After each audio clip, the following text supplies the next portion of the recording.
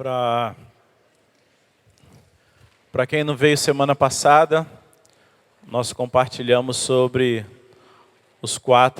semana passada não, retrasada, né?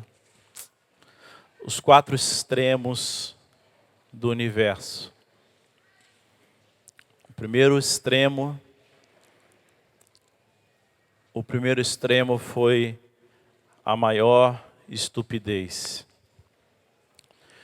A maior estupidez foi a independência de Lúcifer. Foi Lúcifer achar que podia ser maior do que o Criador, que podia ser maior do que o Senhor. E como essa estupidez se penetrou no coração da raça humana, tornando os homens independentes e rebeldes, de maneira que, por todas as gerações, foram ofendendo cada vez mais ao Senhor. Diante desse quadro, o Senhor podia ter nos destruído, podia ter desistido de todos nós, mas não foi isso que ele fez. Diante desse quadro aparece o segundo maior extremo do universo. O Criador decidiu se tornar uma criatura. O Criador se esvaziar da forma de Deus e se transformar num homem. Eu penso que nós passaremos toda a eternidade para compreender o que significou essa loucura do Verbo eterno. Diz a Bíblia que o Verbo habitou entre nós. E vimos a sua glória, glória como do unigênito do Pai, cheio de graça e de verdade. Jesus, a expressão exata de Deus Pai, aquele que tem todo o resplendor da glória, todo o brilho de majestade de Deus, sendo colocado sobre um homem esvaziado. Se esvaziou de toda a divindade, se esvaziou de toda a glória, para poder nos enviar uma mensagem. Uma mensagem de que estava tirando toda a mentira do universo que foi colocada por Lúcifer, que Deus só quer mandar. E aparece o Filho agora fazendo o caminho completamente inverso de Lúcifer. Lúcifer admirava glória e resplendor. E vem o Filho admirando e se abraçando com a humilhação e com o esvaziamento. E pegando tudo aquilo que era da natureza humana, invertendo todos os princípios, todos os valores, e dizendo: amai os vossos inimigos. Se alguém bater na tua face, vira agora o outro lado. Perdoe não apenas 7 vezes, mas perdoe 70 vezes 7. Indo na contramão de tudo aquilo que o anjo maldito deixou reservado para nós. Então, a maior loucura do universo foi o Verbo se fazer carne, se transformar em raça humana. A Bíblia fala que havia um mistério oculto, um segredo guardado pelos séculos dos séculos, escondido e que agora vos foi manifesto. Cristo em vós, a esperança da glória. Somos um povo abençoado porque nós vivemos na era da manifestação do mistério que foi guardado pelos séculos dos séculos, o mistério Jesus Cristo que foi revelado a todos nós. E esse Jesus esvaziado e humilhado, ele precisa agora nos salvar e nos redimir. E ele decide então se tornar o objeto da ira do Pai. Toda a ira de Deus, com toda a raça humana, de todos os pecados, de tudo aquilo que ofende a santidade de Deus, a pureza de Deus, o propósito de Deus, os pecados cumulativos de todas as gerações passadas, os pecados da geração presente da qual Jesus vivia, os pecados das gerações futuras e chegar até nós. Ali na cruz, Jesus estava assumindo o nosso lugar.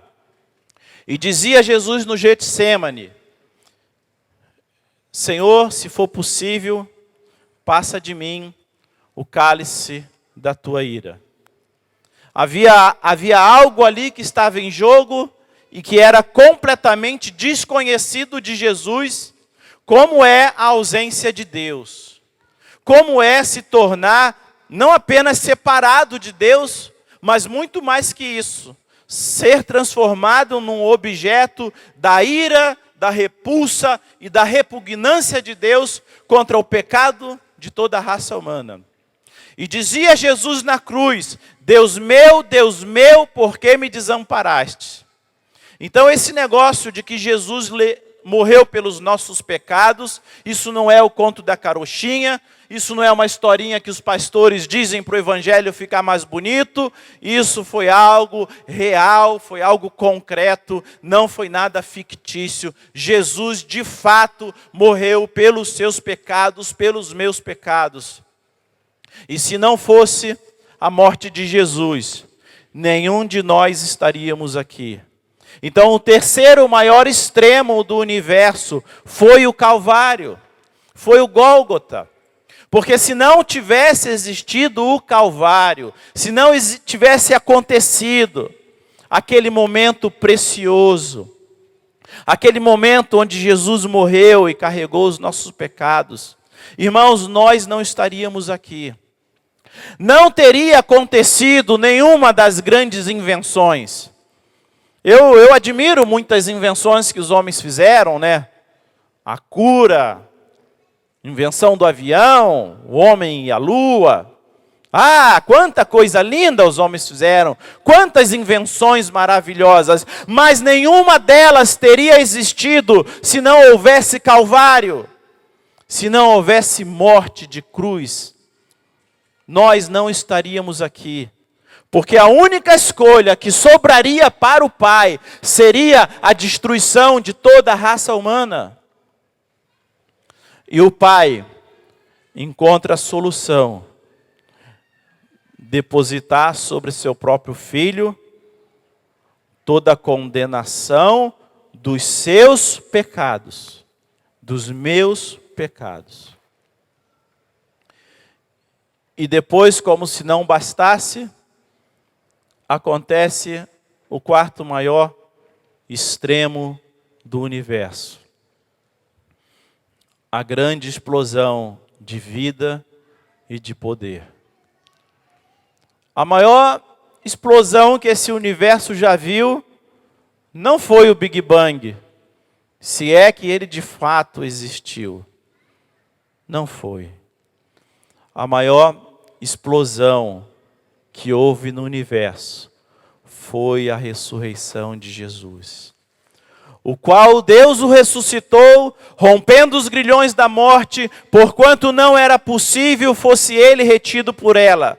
E agora essa explosão de poder, pelos séculos dos séculos, espalha fagulhas da vida de Jesus para todo aquele que nasce de novo. Todo aquele que nasce de novo há 2000 anos atrás, e isso continua acontecendo a cada minuto, a cada instante, recebe a manifestação do poder de Deus.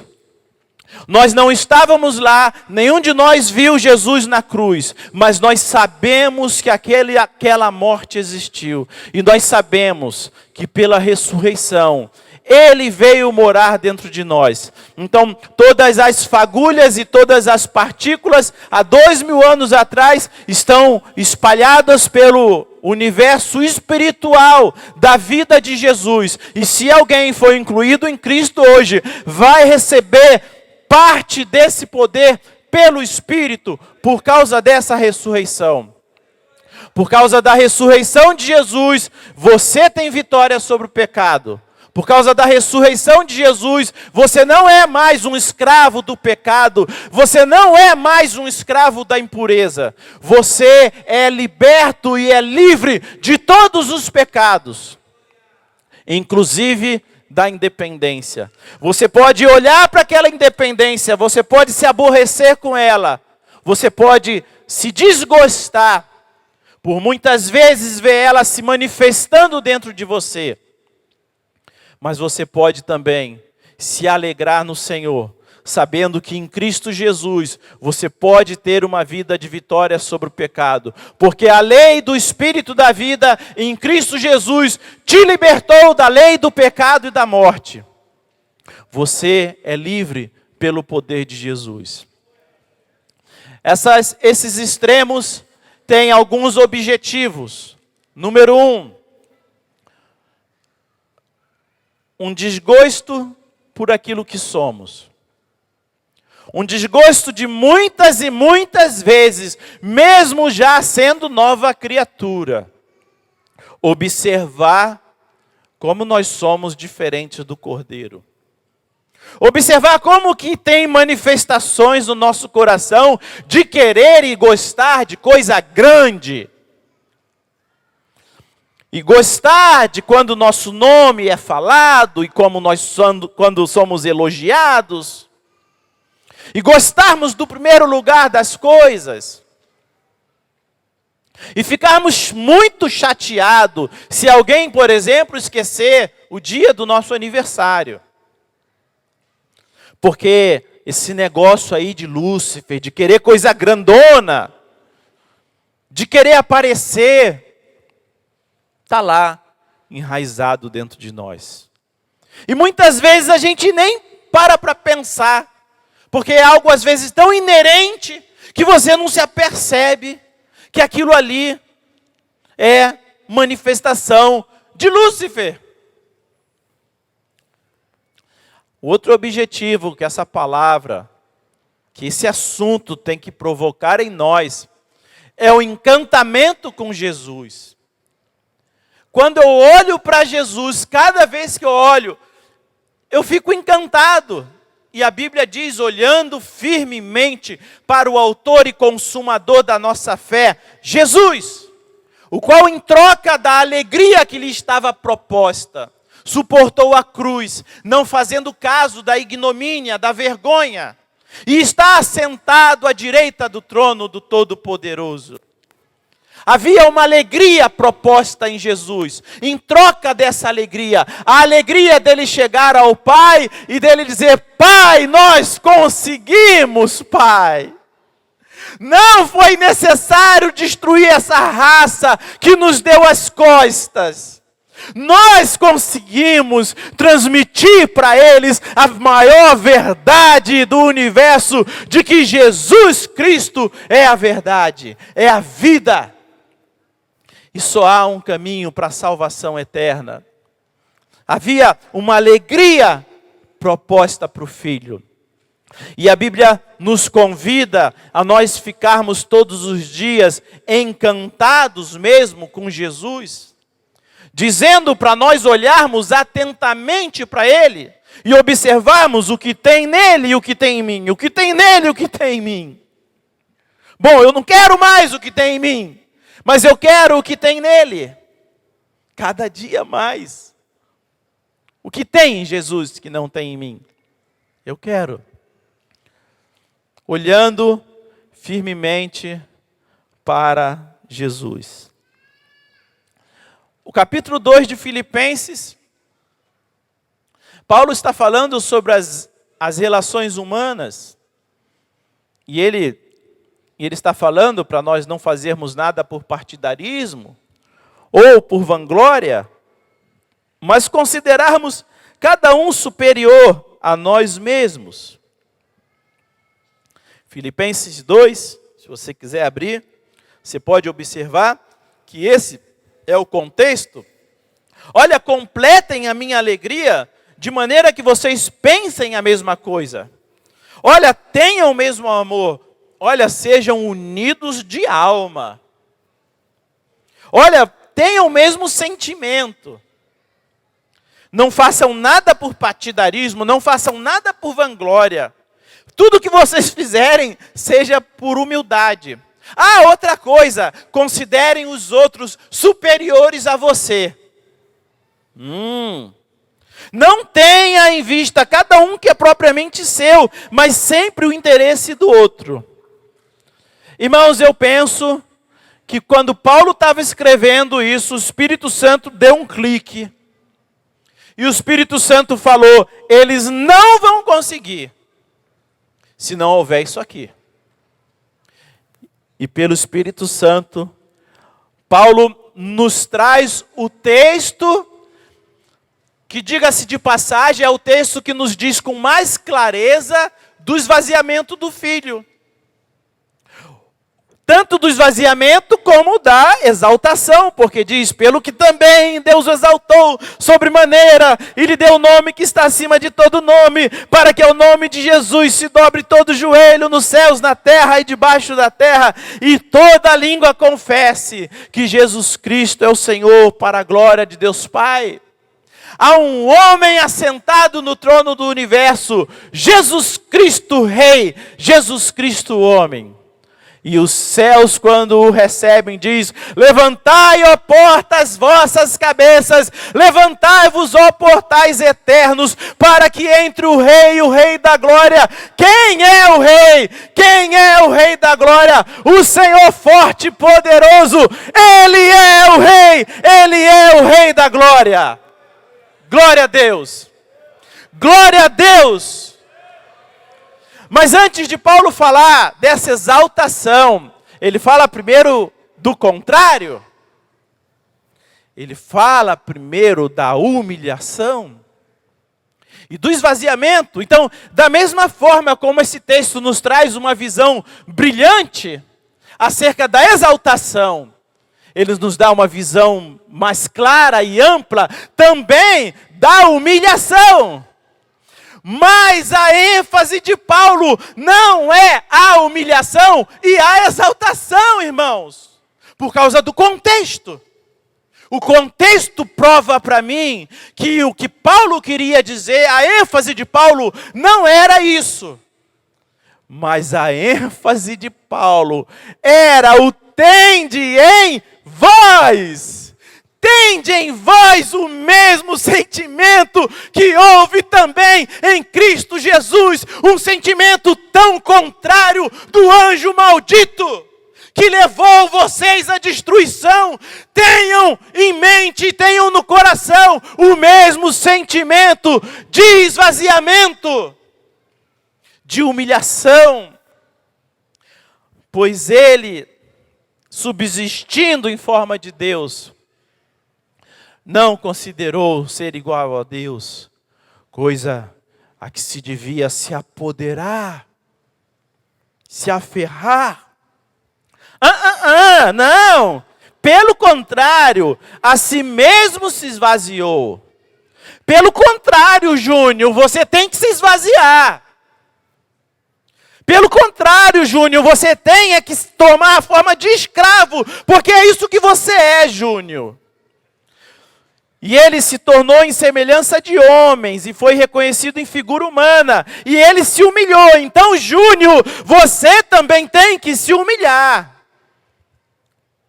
Olha, Júnior, Jesus se tornou obediente até a morte. Então seja você também obediente. Até a morte. E morte de cruz. Vocês concordam comigo que é isso que o texto diz? Sim ou não? Porque disse lá claramente, tende em vós. Mas, o que nós fazemos na nossa catequese? A gente fica com a glória da humilhação. E a gente sabe esse texto memorizado. O que é uma bênção. Mas a bênção dessa catequese será quando você aplica. E quando você aplica, você move o coração de Deus.